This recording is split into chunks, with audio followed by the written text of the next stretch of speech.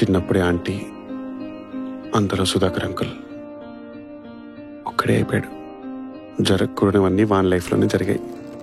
నాతో నేనే, నా కోసం నేనే అన్నట్టు తెలియకుండానే సెల్ఫిష్ అయిపోయాడు.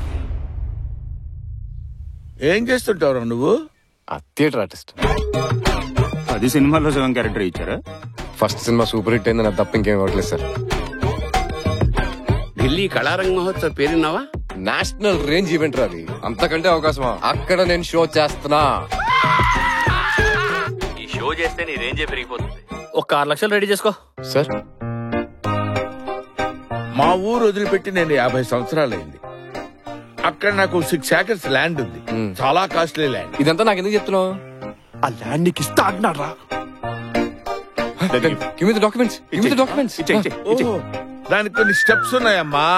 నంబర్ 1, నువ్వు నా మనవళ్ళ ఉండాలిరా. నంబర్ 2, నేను చెప్పింది నువ్వు తూచా తప్పకుండా చేయాలిరా. నంబర్ 3, ఎప్పుడు నేను నా స్వార్థాన్ని కాకుండా పక్కవాడి గురించి కూడా 10 రోజులు ఆలోచించాలి.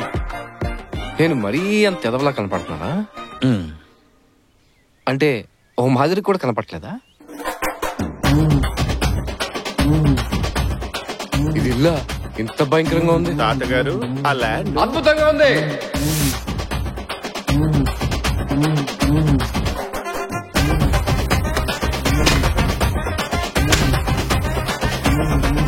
బస్ స్టాప్ వరకు వాడంతా నీచ్ కమ్మిన కుత్తగాడు ఎవ్వరు లేడనుకున్నా.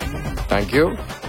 ఇంటర్వ్యూలో వచ్చాక తెలిసింది, పోతా 10 నంబరి, తాత 100 నంబరి.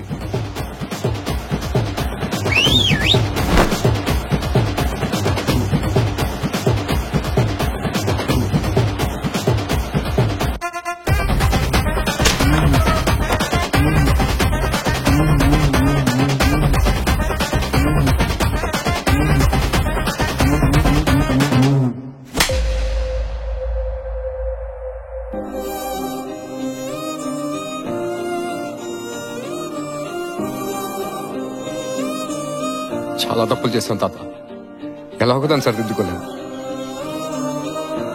మళ్ళీ తప్పులు చేయకుండా చూసుకున్నాను చాలు.